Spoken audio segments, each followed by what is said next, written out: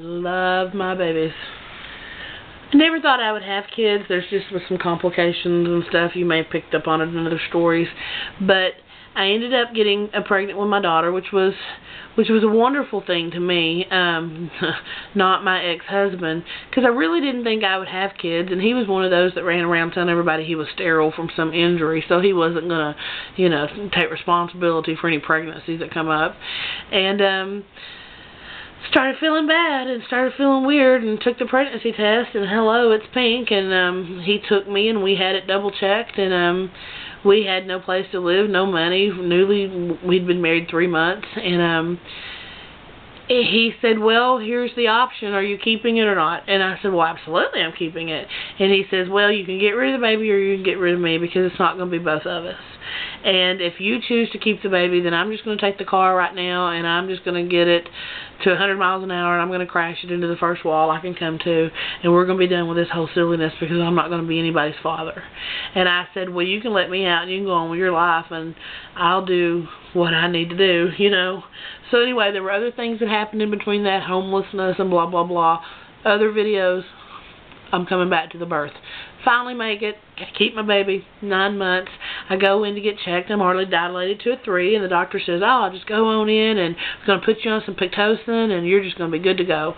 Well, I get in the hospital the next morning, 6 a.m. They hook me up and, do epidurals and all this stuff. Not epidurals, but whatever stuff. Enemas, all this stuff. Get me ready to go, because they think I'm just going to blow this baby out. Well, nothing. So then they cranked it up. Nothing. But then the baby, we noticed, started backing up. And it would hurt. I mean, she was getting as far back up into me as she possibly could. And then they would turn the Pitocin off and she would drop. Well, finally they wanted to get me up and take me to the emergency room, the X-ray room, so we could see what was going on. Well, I stood up, and when I stood up, the baby just fell, just boom, and bottomed out, in my bottom area. And the doctor's like, oh, she's finally having a contraction. Yay. But we're going to go on and take an X-ray, and maybe her pelvic's not open enough. Maybe that's why the baby's not coming on out. Anyway, so they get me in there, and they strap me down. They're doing this X-ray thing, and the woman comes over to me after they're done, and she says, do not move. Do not move. You do not move one tiny little muscle. And so they rolled me back to my room, actually, on the X-ray bed. And the nurse was not supposed to do this, but she brought me my X-rays. And what had happened is when I had stood up and the baby had fell, she had fell and cocked her head back in my birth canal. And they said that she was jammed in there, and any movement I could snap her neck and I would be giving birth to a dead baby. And they're like, do not move, do not move. And they're like, for whatever reason, she does not like Pitocin, so we're putting you back on it. And they did. They put me back on the Pitocin, and she started backing herself back up. She's allergic to Pitocin. When she goes to have babies, she cannot be given Pitocin because she is allergic to Pitocin, and that's the only thing that saved her life. When they got her backed up enough, they cut into me, did C-section, and she had done knitted her blanket in the umbilical cord. I mean, it was wrapped around her neck 3 times. It was under her arms, between her legs. It was everywhere. And they said the baby, Rachel, saved her life. By being allergic to Pitocin and not coming out, so it was crazy. And then I had my son, and then they had decided, and this was 5 years later, they had decided to go ahead and do a C-section and not let me go into labor. And I had been sick all day long, and usually I do fine in my pregnancies, and I rock right along, but then right before birth, I get like the flu. I mean, I'm just sick, and that's usually my sign that we're having a baby. And I kept telling them, well, I had this doctor. I'm a big chick, okay?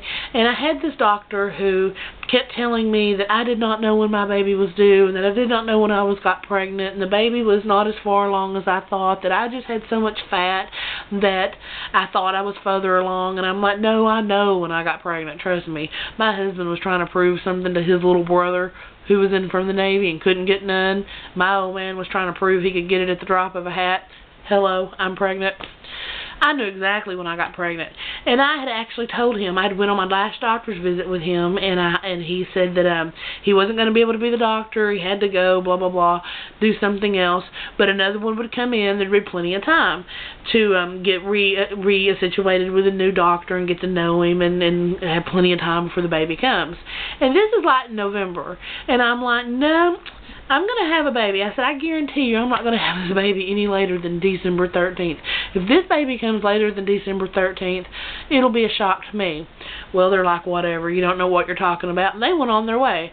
Well, here comes December 13th. I am feeling like crap. I'm calling them. They're telling me that I'm not in labor because I can't be in labor because the baby's not due to like February or something. And I'm like, no, he never knew what he was talking about. I am in labor. So I finally gave up, took myself to the hospital. They realized I was in labor, and then they panicked. They put the baby's monitor on me, and his heart rate was running like 260 beats a minute. Mine was running 190. They immediately strapped me down, and they're starting telling me, what drugs did you take? What drugs? You know, the heart rate and your heart rate, and what drugs? And I said, there are no drugs. I have been in labor all day long, and I should not have ever gone into labor. I have problems with labor, and that's all it is. And they're like, no. And I said, well, then draw the blood and figure it out, you know, send it to the lab. They're going to tell you. Quit arguing with me about being a liar when you're going to have the answers in a few minutes yourselves anyway, and what is going on. So, and I went into that hospital at 6:35, okay?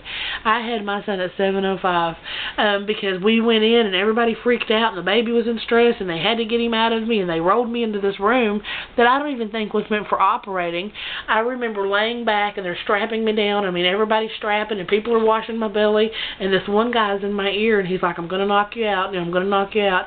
And then this doctor walks in who I've never seen with a scalpel in his hand, and I guess my heart rate went through the roof because the anesthesiologist bent down and whispered in my ear and said, I'm not going to let him cut you until